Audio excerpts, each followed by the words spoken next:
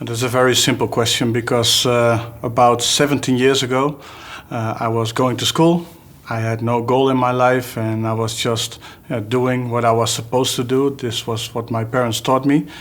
And then finally I got that special phone call and somebody introduced me into network marketing. And to me, that was a way to actually do whatever I want, whenever I want it, with who I want to work, where I want to work.